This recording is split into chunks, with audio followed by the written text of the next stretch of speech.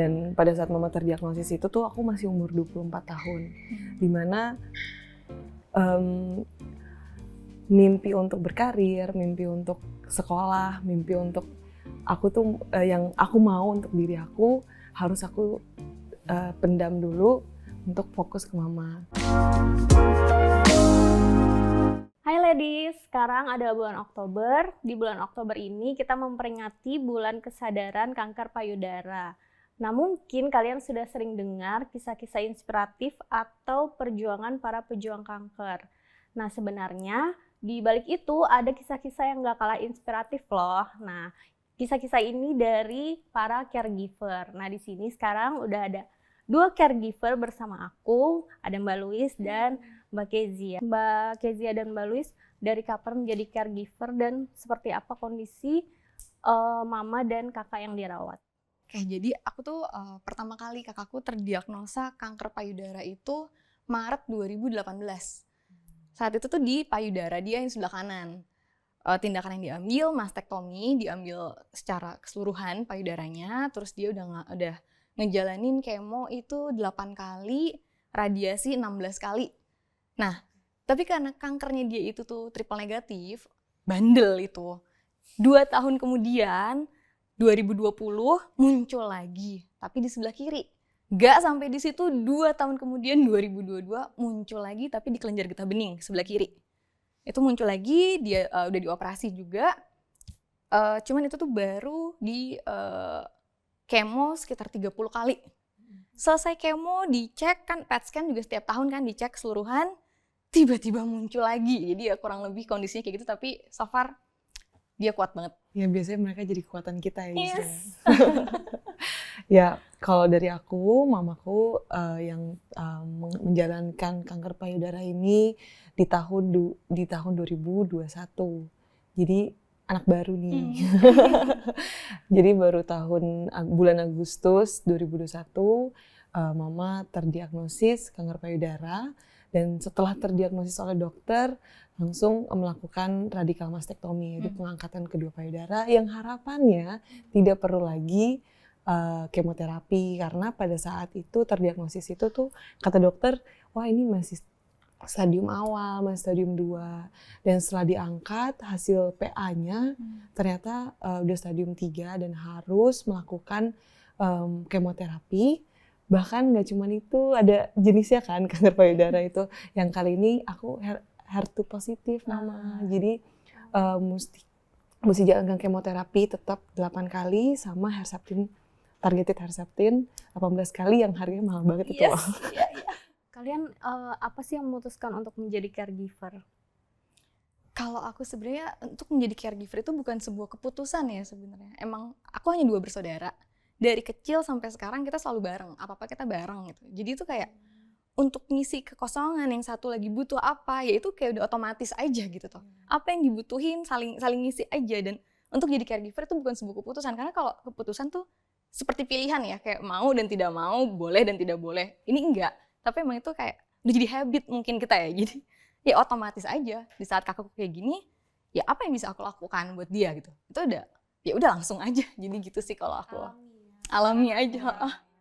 Apalagi ngeliat kakak kayak gitu, Yes. ya pasti kayak pengen. Siapa lagi sih yang aku punya? Cuman dia doang kakakku gitu kan. Iya. Iya, kalau aku memang kebetulan aku nggak sendirian caregiver-nya, karena ada kakak sama adik aku yang memang kita bareng-bareng bareng-bareng sebagai anak mama, kita keputuskan untuk bareng-bareng jaga mama. Dan kebetulan kita bertiga ini bagi tugas. Jadi kayak kakakku bagian untuk ngurusin transport mama untuk ke rumah sakit gimana, terus kalau aku bagian administrasi dan urusan rumah sakit, dan yang ketiga adik aku nih yang ngurusin urusan rumah biar nggak berantakan dan bikin mama pusing kalau pulang rumah sakit.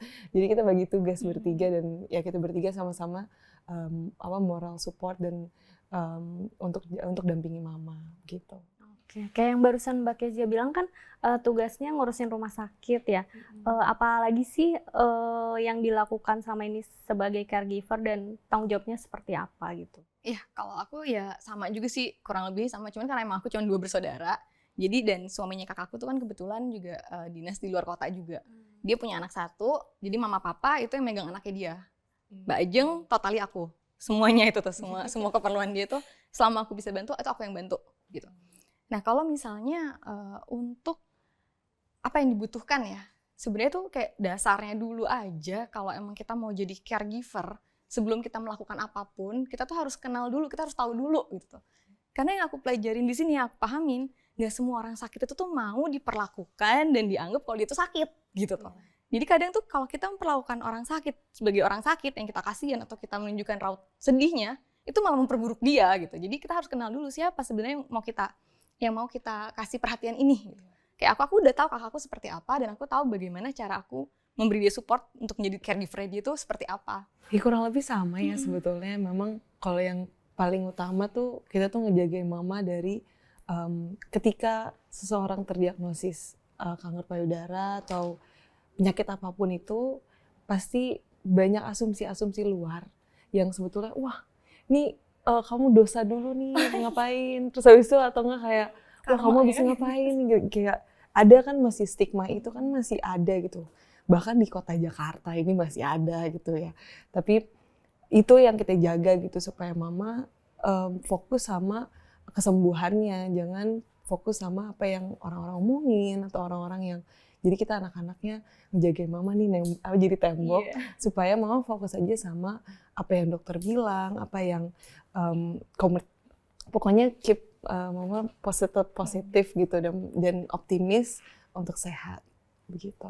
Di tengah tanggung jawab yang dilakukan, segala yang dilakukan untuk mama dan kakak, Mbak Ajeng, apa sih tantangan terbesarnya yang dilalui? Ada nggak? Ada banget. Ada banget. Jadi kan Mbak Ajeng kan dia udah berkeluarga, dia udah tinggal di rumahnya sendiri dan aku juga tinggal sendiri juga. Jadi aku nggak bisa dampingin dia, ngontrol dia 24 jam, kita nggak ketemu setiap hari.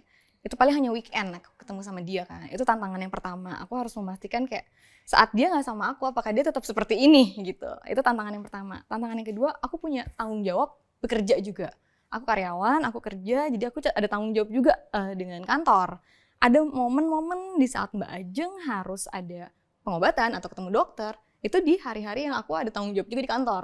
Jadi sebenarnya tantangan itu sebenarnya yang berat, dan selain itu ada lingkungan juga. Lingkungan ya orang-orang kayak yang tadi Kezia udah bilang juga ya, omongan-omongan dari sekitar itu tantangan banget. Gimana juga? Banget. Yes. Ya, orang bisa berbicara apapun kan gitu, dan ya kita nggak bisa kontrol itu juga, tapi kita hanya bisa kontrol dari kakaknya kita aja, kakakku aja, sorry. dari kakakku aja kan, gimana dia bisa ngerubah omongan-omongan orang yang aneh-aneh itu jadi something yang tetap positif di dia. Jadi itu sih tantangannya aku tuh. Mungkin beda-beda tipis sebetulnya kan, tapi karena kalau aku nih satu rumah sama mama, jadi belum tinggal sendiri. Dan pada saat mama terdiagnosis itu tuh aku masih umur 24 tahun. Dimana mimpi untuk berkarir, mimpi untuk sekolah, mimpi untuk aku tuh yang aku mau untuk diri aku harus aku pendam dulu untuk fokus ke mama. Jadi mungkin pada saat itu pemikiran aku yang prioritas aku sekarang adalah mama sehat, karena aku pikir ya karena itu yang harus dilakukan gitu ketika ibu kita sedang membutuhkan pertolongan. Dan kebetulan banget saat itu juga kakakku ini lagi kerja, terus adik aku kebetulan baru banget keluar kerja, jadi memang kayaknya udah meant to be gitu ya. Jadi pas aku keluar kerja, abis itu aku tiba-tiba mama terdiagnosis, abis itu kakak adikku masih SMA, masih sekolah, dan waktu itu masih pandemi. Jadi kayak ya oke, it's time for me untuk temenin mama dan jalani bareng sama mama dalam proses ini. Banyak ya. Banyak sekali.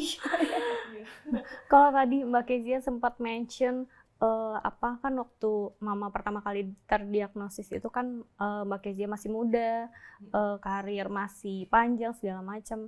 Nah itu juga nggak sih yang bikin Mbak Kezia pernah sharing di Instagram, pernah mempertanyakan apa gimana ya jadi caregiver ini keputusan yang atau jalan yang baik gak ya, atau yang tepat gak ya, kayak gitu kan ya. Itu yang mendorong Mbak Kezia bertanya-tanya itu kah? Dan sekarang kayak gimana? Masih bertanya-tanya atau sudah menemukan jawabannya? Kalau di Instagram itu memang kayak proses untuk tiba-tiba jadi caregiver itu kan it's a proses juga ya. Dan buat aku setiap proses hidup aku ini tuh kayak aku selalu mempertanyakan pesan apa sih yang lagi diberikan nih dalam season ini gitu, karena there must be something that I'm prepared for this gitu, karena at that time I don't think that I prepare for being a caregiver gitu, kayak nggak ada yang tahu dan kayak semuanya tuh pas feelings yang dirasakan ketika orang kita kasihi, yang kita sayang banget terdiagnosis satu penyakit yang kalau buat aku kanker ini satu hal yang besar ya, kayak ini aja kayak ada jatuh bola dari langit gitu, kayak Kenapa gitu? kayak kenapa, why my mom Kita yang gitu. terpilih gitu. Iya, kenapa mereka gitu, dan ini garisnya kuat gitu kan. Yes. Jadi kayak kenapa gitu ya. Jadi there must be a questions yang mungkin ladies juga di sini mempertanyakan hal itu. Dan it's normal, it's human juga. Dan memang pada saat itu tuh pertanyaan itu nggak berhenti lah untuk kayak kenapa ya mesti nyokap gue, kenapa mesti gue, kenapa gitu, jadi pertanyaan. Tapi dalam hal itu juga aku mendapatkan jawaban yang kayak aku merasa bahwa ketika aku merasa sedih ngeliat nyokap, tapi ada sukacita yang gue nggak pernah rasain sebelumnya. Ketika gue merasa kayak nggak ada pengharapan lagi nih nyokap, karena banyak cerita-cerita ya di dalam rumah sakit di kamar itu, ruang operasi gimana dan segala hal, banyak cerita-cerita yang kita pikir udah nggak ada harapan lagi, tapi ternyata di situ gue dapetin pengharapan yang gue nggak pernah dapetin tempat lain. Ya kebetulan yang tadi kamu juga mention, kita emang masih muda ya, we have so many questions what happening tahun depan, atau kayak 2 tahun lagi gue mau ngapain, 5 tahun lagi gue bakal jadi apa. Jadi ya masa-masa muda ini kan kayak it's time for us to dapetin karir atau stability atau gimana gitu ya, kayak pertanyaannya ada aja lah yang pops up, dan it comes at that time dimana aku mesti jaga nyokap, dan saat itu aku nggak berkarir, jadi benar-benar fokus full time nih nemenin nyokap. Dan memang ada pertanyaan-pertanyaan hal itu, dan ternyata being a caregiver it's another whole new world gitu, di mana aku yakin, bahkan aku ngalamin itu sendiri, bahwa di sini tuh aku nggak pernah ngerasain satu titik di mana ketika merasa kayak wah jalan buntu nih, udah nggak bisa nih kita jalan lagi, udah jor-joran, uang udah habis, gue mesti gimana lagi, tentang nyokap mesti ngelanjutin Herceptinnya, terus kayak gimana ya untuk jalaninnya. Jadi ketika gue nggak ada pengharapan lagi, ternyata di situ gue dapetin harapan lagi, ada satu damai sejahtera yang gue belum pernah dapetin juga sebelumnya. Dan ketika kita ngerasa sedih banget ngeliat nyokap mesti ngerasain operasi dan segala hal, dan mesti jalanin kemo tuh it's not easy ya, untuk ngelihat seseorang yang kita sayang itu mesti jalanin gitu. Tapi di situ mendapatkan kekuatan dan sukacita yang mungkin aku nggak akan dapetin di kerjaan atau di tempat lain gitu. Jadi that questions about being a caregiver terjawablah dalam proses perjalanan ini gitu. Oke. Kalau Mbak Louise, apakah pernah merasakan juga kayak bertanya-tanya kenapa ya ini harus terjadi, kenapa ya aku harus jadi caregiver gitu? Kalau untuk pertanyaan mungkin di aku nggak pernah terpikirkan pertanyaan itu ya, tapi aku malah lebih sadar dari awal. Oke, kita semua tuh punya porsinya masing-masing. Jadi ada waktunya di tahun 2017 aku tuh ada kecelakaan, kena luka bakar, dan di saat itu kakakku yang ngerawat aku gitu. Dan aku nggak tahu ya, kalau dari cerita orang yang namanya luka bakar itu kan menderita banget. Tapi di situ tuh aku nggak ngerasa menderita. Oke, sakit, ya udah sampai sakit aja. Aku nggak ngerasa nanti malu, aku nggak mikirin masa depan aku gimana, nanti nggak mulus lagi. Itu aku nggak terfikirkan sama sekali gitu. Jadi aku ngejalanin pengobatan segala macem ya dengan sukacita, ditemenin sama kakakku. Di 2018 gantian kakakku yang kena, dan di situ juga ya udah aku ngerawat dia juga segala macam sampai sekarang itu kan. Dan aku ngerasanya kayak oke, ini udah punya porsinya masing-masing. Mungkin saat kakakku nanti dikasih kejadian yang sama kayak aku, mungkin dia nggak akan sekuat dia sekarang. Dan saat aku yang ngejalanin posisinya di sekarang, mungkin aku nggak sekuat dia. Jadi emang ya udah porsinya kita masing-masing. Di selama jadi caregiver ini apa sih momen paling berharga yang pernah dirasakan, dihadapi? kayak tadi misal Mbak Kezia bilang iya selama masa-masa berat itu ini kayak nggak ada harapan lagi, ternyata ada kayak gitu-gitu momen-momen yang wah ini kalau nggak jadi caregiver, kalau kakak nggak berjuang melawan cancer, mama enggak, kayaknya aku nggak bakal dapetin deh. Apa sih, ada nggak? Ya, untuk momen-momen berharganya itu tuh, aku sama kakakku dari kita kecil kita nggak pernah masuk rumah sakit, kecuali saat aku kecelakaan dan saat dia terdiagnosa payudara. Itu tuh rumah sakit tuh kayak kita nggak pernah ya sakit, paling cuma sakit-sakit biasa yang di rumah, tapi kita nggak pernah sakit masuk rumah sakit gitu kan. Dan rumah sakit di kita itu bayangannya kayaknya suram banget nggak sih, kayak kelabu gitu tuh. Nah, semenjak aku menjadi caregiver kakakku, aku tuh nggak mau juga image rumah sakit yang kelabu itu tuh jadi kelabu juga buat dia gitu. Jadi aku mau merubah image yang kelabu jadi merah jambu gitu. Gitu, iya. Yang jadi merah jambu gitu tuh. Jadi banyak banget juga aku ngeliat ternyata kayak image sakit kanker itu kan kayaknya juga aduh menyedihkan banget ya, nggak ada keceriaan lah di situ. Setelah aku jadi caregiver, no, di situ tuh malah seru banget dia gitu. Dia punya mereka semua para cancer survivor sama warrior, mereka tuh punya kekuatan mereka sendiri dan mereka tuh bisa.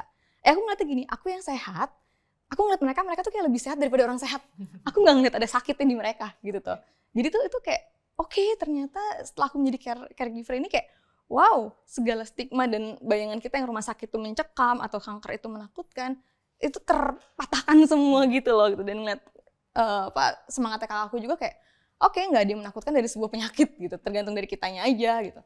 Dan aku juga lebih aware, jujur banget nih ya, aku nggak pernah peduli dengan kesehatan dengan kesehatan payudara sendiri. Semenjak jadi caregiver, aku ikut banyak seminar sama Mbak Ajeng, aku dampingin dia di komunitasnya gitu. Aku juga ikut dengerin talk show gitu. Dan pentingnya kita untuk sadari periksa payudara sendiri itu juga ini banget sih yang didapat, penting banget itu toh. Itu yang aku thanks gitu ya. Aku yang dipilih untuk jadi caregiver gitu. Oke, Mbak Kezia gimana? Iya sih, memang kalau misalkan soal aware itu tuh penting banget. Jadi aware banget sih sama kondisi, apalagi om aku juga kanker payudara dulu. Tapi survivor sampai sekarang masih sehat. Jadi besok nyokap langsung dia juga kanker payudara. Jadi darahnya nih kayak gennya kuat banget gitu kan. Jadi ngerasa banget kayak sadar, ayo kita mesti kalau dari Kemenkes kata-katanya tuh cerdik, cek kesehatan sendiri, jangan asap rokok, diet seimbang, istirahat cukup, dan kelola stres itu penting banget. Dan itu secara general. Tapi kalau untuk secara kanker payudara sendiri itu melakukan sadari dan sadanis itu momen paling berharga. Momen atau hal? Tapi sebetulnya banyak sih momen-momen berharga sama nyokap, apalagi di masa-masa mungkin kritisnya dia, dimana aku waktu saat itu karena pandemi jadi cuma bisa sendiri, nggak bisa berapa banyak orang gitu loh, apalagi mama keluar operasi. Itu sih yang momen paling klik buat aku ya. Pada saat itu aku mama mesti operasi nih, diangkat kedua payudaranya. Dan di saat itu aku yang menjaga mama gitu. Mama, tapi pas di ruang tunggu ruang operasi ada papa sama ada kakak dan adik aku. Sama ada tante sama om aku. Nah di situ aku nemenin mama pas keluar operasi. Bener-bener ruang operasi langsung ke kamar. Nggak cuman lewat doang gitu. Tapi ya di situ momen paling berharga aku ketika aku mesti dampingi mama. Mama cuma keluar ruang operasi cuma ngomong sakit. Dan itu sepanjang perjalanan sampai masuk ke kamar cuma bilang sakit. Gue juga bingung gue mesti ngapain gitu kan. Sedangkan mama oksigen belum ada, terus juga painkiller juga nggak dikasih. Jadi dia cuma bilang sakit dan itu helpless banget ngelihat nyokap tuh ngomong sakit berkali-kali dan gue nggak bisa ngapain. Di situ kayak aku cuma bisa pegang tangan mama, berdoa, terus pasang lagu-lagu, dan dia cuma nyebutin beberapa nama. Disebutin nama nih dia. Jadi aku kayak nelpon setiap orang yang dia sebutin, kayak ini mau ngomong, terus kayak jadi udah cuma jadi kekuatan aku cuma megang mama dan segala hal itu. Jadi itulah dimana aku merasa ya ampun mam, gue nggak bisa ngapa-ngapain, bisa nggak sih gue gantiin sakit lo, karena aku sendiri nggak bisa nih untuk nggantiin itu. Tapi ya I'm here for you, cuma bisa itu aja. Dan aku lihat di dua di kasur itu tuh ada 2 kantong darah gitu untuk keluarin kantong darah kotornya. Jadi kayak ngelihat itu tuh satu proses di mana wow, it's the beginning ya, it's only the beginning dari. Dan at that time I don't think that I can survive that moment gitu. Dan memang aku dipesankan sama om aku tuh untuk jangan sedih depan mama, kamu mesti kuat. Waduh, jadi itu benar-benar depan mama tuh aku yang kayak, mama ayo kuat mama, bisa, ayo. Jadi kita secara nggak langsung saat itu perasaan aku tuh sedih, grieving, tapi saat itu juga mesti nyemangatin nyokap gitu. Ya tapi memang aku bersyukur banget sama support system yang aku punya, ada sahabat aku dan kakak adik aku yang memang setelah ngejalanin nemenin nyokap, nemenin dia nggak bisa tidur lah pokoknya beberapa waktu, akhirnya dia tidur. Akhirnya aku bisa lepas sama nyokap tuh setelah 1 hari, 1 harian gitu 24 jam, akhirnya dia istirahat benar. Aku keluar cuma bisa nelpon sahabat aku, terus aku cuma bisa nangis yang mungkin aku tahan dari kemarin, kayak Tuhan, aku nggak kuat ngejalanin ini. Tapi itu disitulah dimana aku memutuskan atau memilih jalan ini, kalau I don't want to see my mom look like this again gitu. Jadi I have to be strong, kayak menguatkan hati aku to go through this. And I know support system aku, orang-orangnya juga support aku, ada kakak dan adik aku. Jadi that was the moment that really precious for me, dimana at that time juga I don't know how to pay the rumah sakit saat itu. Jadi so many things that I feel campur aduk banget. Jadi ya I think that's the beginning of this journey. Di saat itu kan di bulan September tahun 2021, aku ngerasain tuh semuanya, and I never feel this kind of emotion yang sedih, bingung, kayak itu jalan buntu, kayak nggak ada harapan lagi. I don't know what to do, cuma bisa surrender aja. And then thank God I'm surviving until now, and my mom juga masih sehat. Jadi I think that's the most precious moment yang aku mungkin nggak bakal bisa lupain. Ada nggak sih momen yang paling berat yang pernah dirasakan? Pasti ya. Jadi dari semua siklus pengobatan kakakku itu, sempat dia drop di Januari 2023 kemarin. Itu dia kepayahan banget. Ada momen dia masuk IGD, itu aku nggak ada, aku kerja. Jadi mama yang nemenin. Panas tinggi sampai 42 derajat dia. Itu aku ya agak-agak galau lah ya, aku nggak bisa ninggalin, aku punya tanggung jawab pekerjaan juga di sini. Jadi saat itu mama yang nemenin. Begitu dia pulang, aku ikut ke rumahnya dia. Di malam setelah dia pulang dari IGD, tiba-tiba dia sesak nafas. Nafas tuh cuman gitu, bahkan untuk bicara tuh nggak bisa. Aku ngeliat mama udah nangis-nangis di situ. Dan dia tuh anaknya cuma bisa ngeliatin dia doang, papa pun nggak bisa berbuat apa-apa saat itu. Jam 9 malam, suaminya nggak ada di rumah juga karena masih di luar kota. Gitu. Di situ aku ngerasa apa yang harus aku lakukan di sini? Aku mau ikutan nangis kayak mama, atau aku mau tetap kuat seperti aku yang sekarang? Kalau aku ikutan nangis nggak akan selesai. Kalau mau dibilang nangis, aku pengen garuk-garuk tembok. Aku ngeliat kakakku yang aku tahu dia sekuat itu. Begitu dia menderita, aku nggak bisa ngebayangin, gila, ini orang yang aku tahu orang yang paling kuat, dan sekarang dia ngerasa nggak bisa nafas dan sakit. Dan sempat dia berucap juga di aku, titip Pio itu anaknya.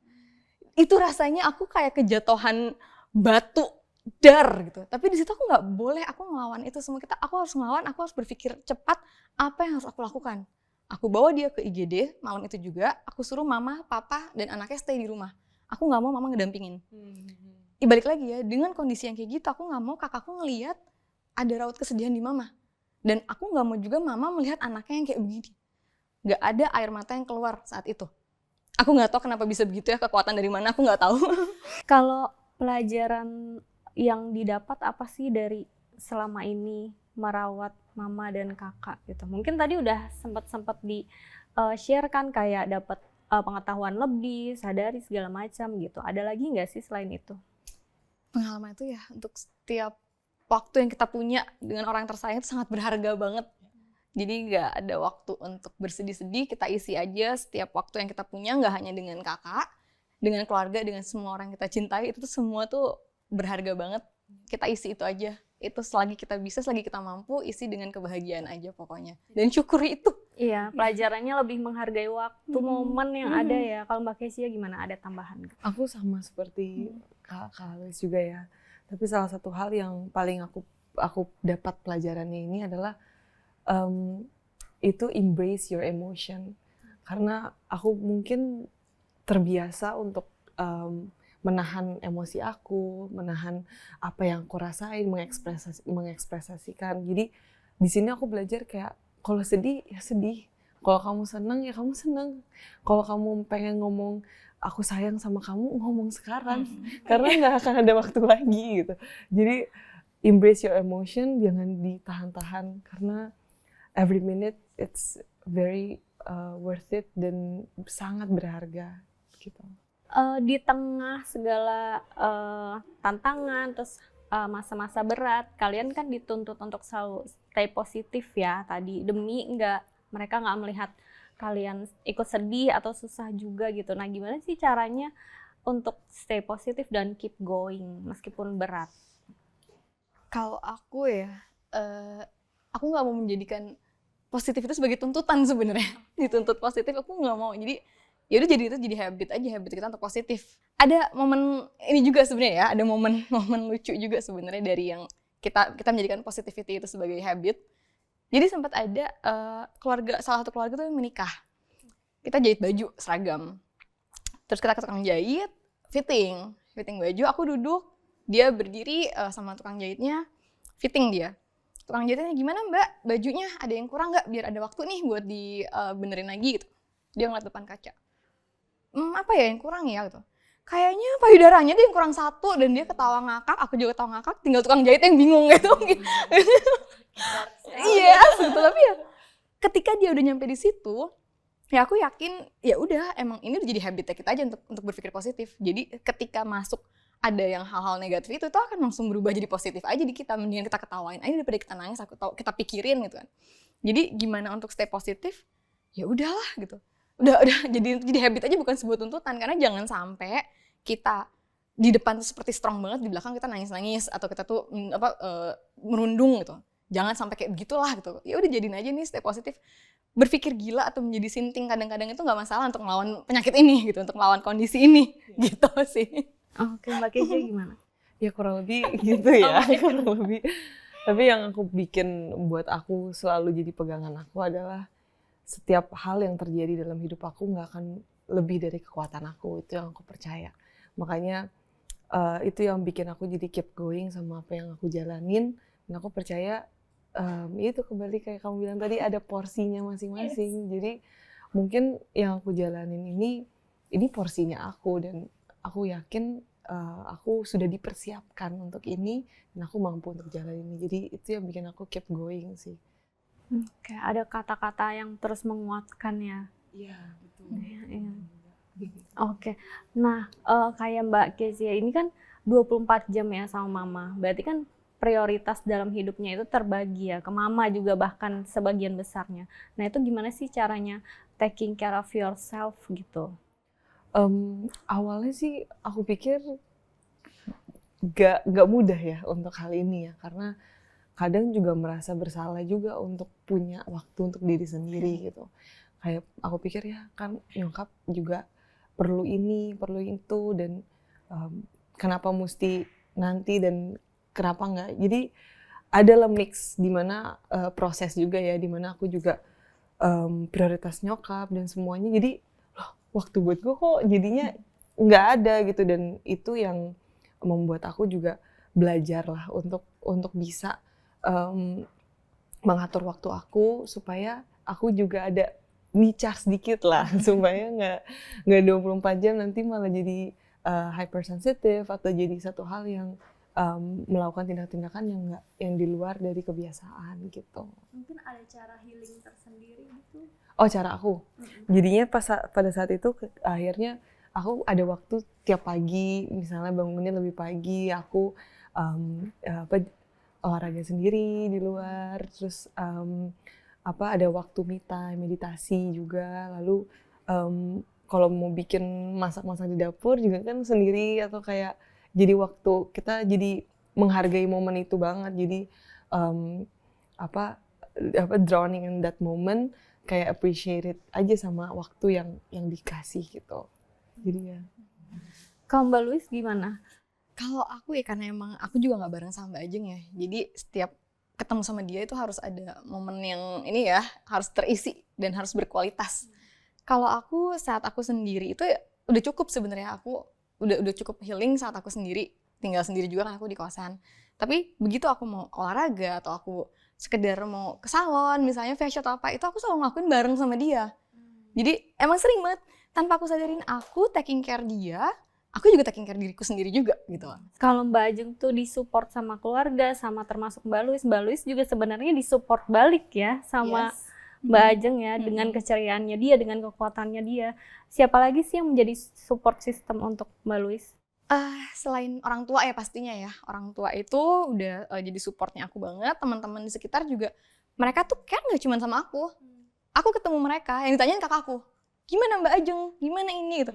Kok bukan nanyanya aku sih, kita udah lama nggak ketemu loh gitu. Itu mereka peduli itu gitu. Dan yang terutama tuh kantor. Aku bersyukur banget punya rekan kerja dan punya atasan yang emang bisa support aku juga. Walaupun dengan ya aku tetap punya tanggung jawab di situ. Aku diizinkan untuk bisa bekerja dari rumah sakit.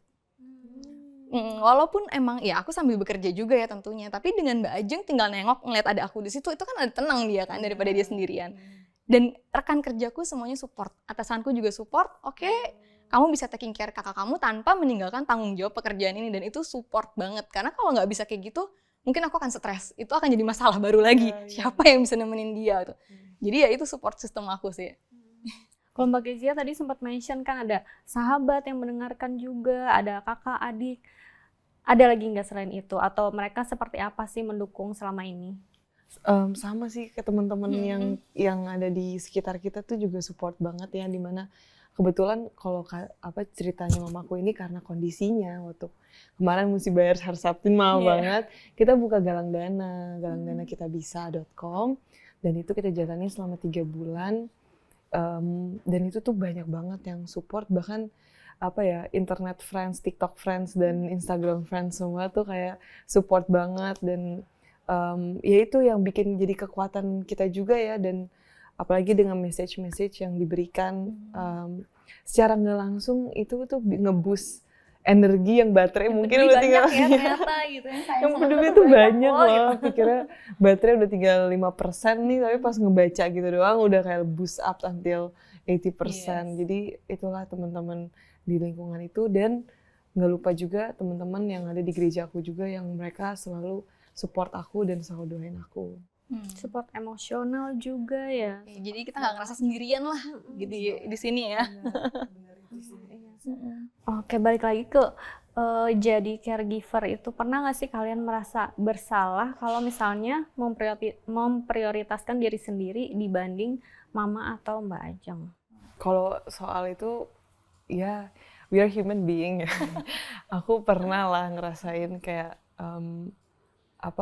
guilty untuk punya waktu sendiri sama teman-teman mungkin, atau sama ketika mesti ninggalin nyokap atau gimana. Jadi ada lah momen-momen rasa bersalah atau gimana, tapi ya I can overcome that akhirnya. Padahal pikirnya kan enggak, tapi ya it's part of being a caregiver sih, mungkin for some people yang mungkin ladies di sana juga mungkin ngerasain ngejagain siapapun. Pasti ketika when it comes to prioritize ourselves, pasti rasanya tuh nggak apa-apa nggak ya nanti kalau gue tinggalin gimana ya dia gitu. Tapi ya caranya untuk overcome it dengan cara find the reason yang kuat juga untuk anyway we need to recharge ourselves juga. Betul, iya. Jadi nggak apa-apa kalau sekali-sekali atau apa buat diri sendiri ya, karena kita harus jagain diri kita sendiri juga nih sebelum jagain yang lain ya kan. Remember, orang sakit nggak bisa tolong orang sakit. Yes. Ya, betul.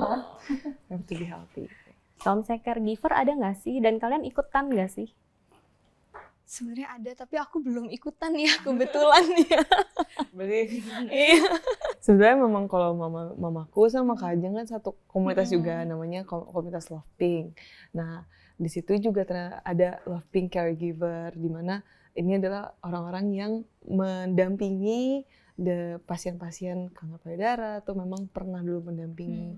Jadi sadar sih sebagai caregiver kadang-kadang kita perlu ada support juga yang merasakan apa yang kita rasakan.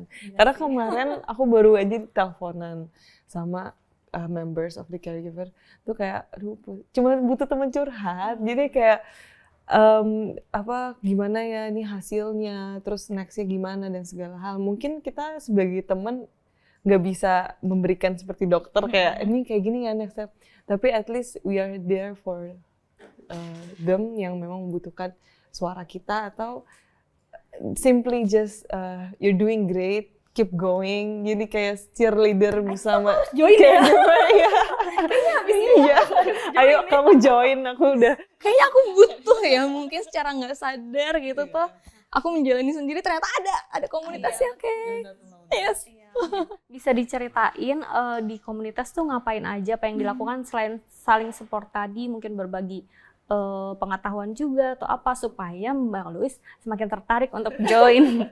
Iya, selain support itu kita juga sharing kayak misalnya diagnosis kertas itu kan nggak semuanya ngerti ya, Nggak bisa bacanya ya. Iya, nggak bisa bacanya kan, dan di situ ada orang-orang yang sudah berpengalaman, jadi kita kasih tahu nih mungkin ini next step-nya mesti ke sini dan segala hal, dan mungkin ada yang nggak ngerti BPJS dan segala hal. Nah itu kita kasih tahu kamu mesti ke Vaskes dulu baru ke sana. Jadi kita sharing our own knowledge yang kita udah jalani bersama pendamping kita, karena some people lost aja sama apa yang mesti dia lakukan gitu. Oke, terakhir nih buat para caregiver juga ladies di rumah, ada pesan nggak sih dari Mbak Louise dan Mbak Kezia? Halo teman-teman caregiver semua, para ladies yang memang menjadi caregiver, you're doing great. Kalian udah bertahan sampai di sini, dan terima kasih sudah mencintai orang yang kalian cintai dengan sepenuh hati kalian, dengan sepenuh tenaga kalian, and keep going. You're not alone. Kami di sini, aku di sini juga turut merasakan apa yang kamu rasakan. Pasti ada makna dari setiap perjalanan ini. So, keep that hope high dan jangan menyerah. Halo ladies, untuk para caregiver di luar sana, jangan pernah menyerah sama kondisi, jangan nyalahin kondisi, jangan nyalahin keadaan, tetap berjuang, semangat, keep that positivity, jadi habit kamu, jadi dimanapun kamu berada, apapun kondisi kamu, energi positif kamu tuh bisa tumpah-tumpah kemana-mana dan bisa dirasakan oleh semua orang di sekitar kamu.